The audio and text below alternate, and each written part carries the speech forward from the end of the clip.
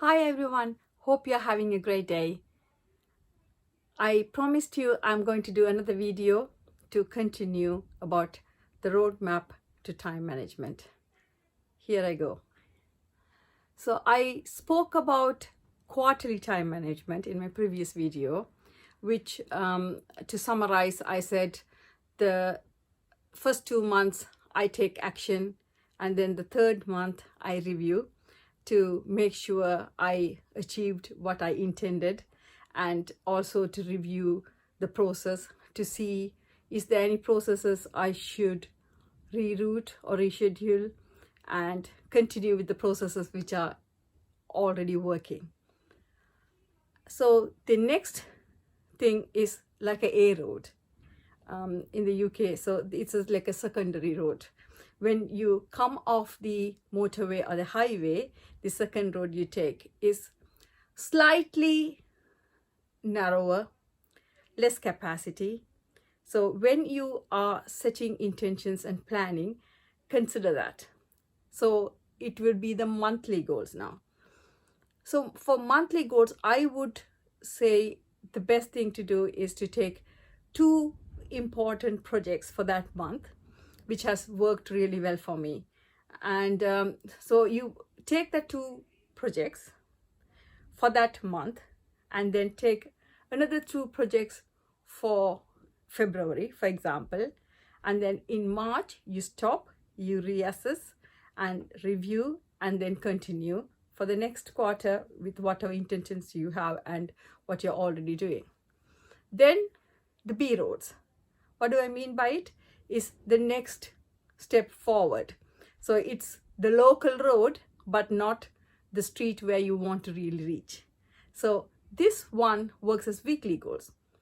For me, in my system, I always number the weeks for the quarter. So instead of doing week 1, week 2, week 3, week 4 for the first month, week 1, week 2, week 3, week 4 for the second month, what I do is week 1 to 13, and this same thing goes for the quarter 2, quarter 3, and quarter 4.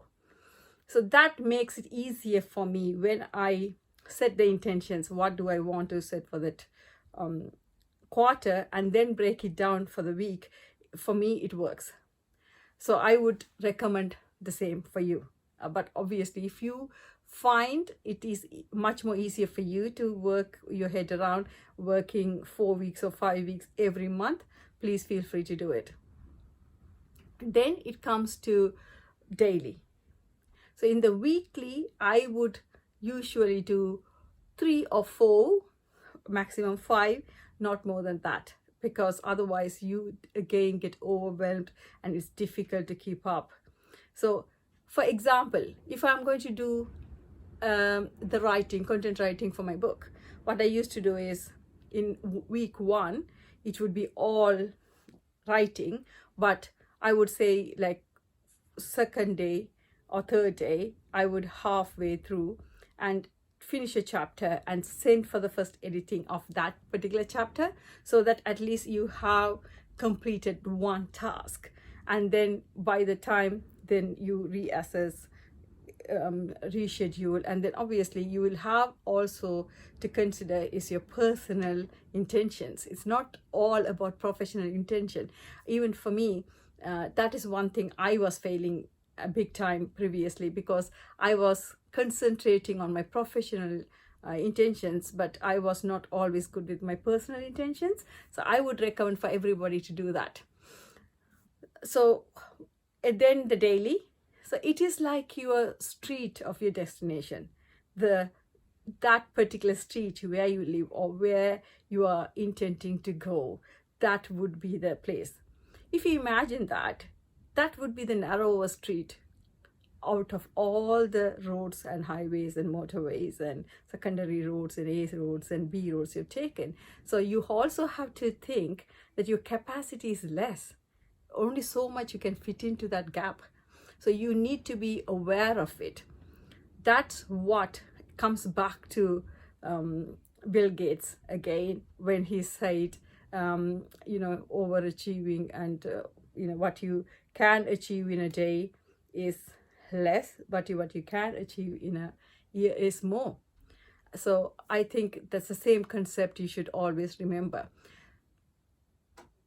Also, I only keep at least 5 success tasks now, not more than that, because I have realized that's much more efficient and effective way for me to get my intentions done, rather than having a long list and not getting done half of it and feeling like a failure. So that's what I do.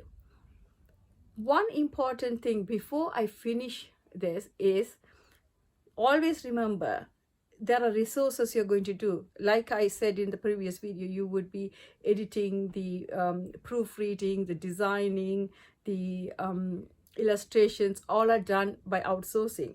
So when you plan for the success task to be done, just incorporate that into it, but say who is doing. So in your daily success list, you have to always have professional list and personal list.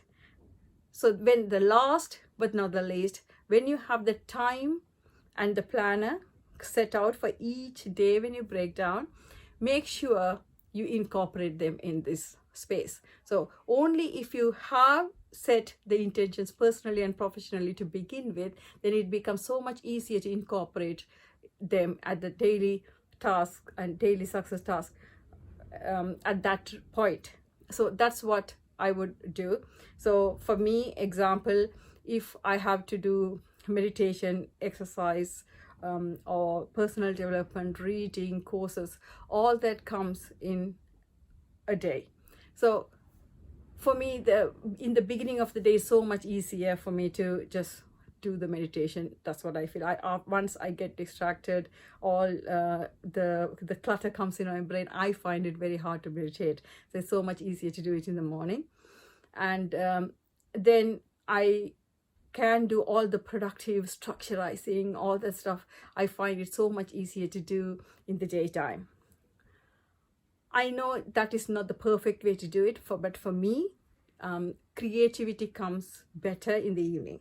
So when I wrote the book, it was almost most of the time it is in the evening. At least I definitely started and stuck in the evening, and then I can continue because that structure is already in my brain or mind, so it's kind of flows better. So whenever I have to do something creative, I have figured it out, it works better for me in the evening. So whatever works for you, you can do that. So to go back and summarize the roadmap to time management, so you first set the intentions for 1 year, 3 years, 5 years, 10 years, and then break it down to yearly intentions, and then bring it down to quarterly first, and then remember the first 2 months are the action months and the third month is the review months, and then the monthly ones, then the weekly ones, and the daily success tasks. Hope this really helps you. Please comment below to say whether it has helped, and if you have a better system in place, or you have been following something which has been really helpful and been successful, please share it with us so that we can also learn from it. And I'm sure as a community we can all learn from each other. That's the whole point. And I am only doing this because someone else had asked me, and I'm looking forward to hearing from you. Have a great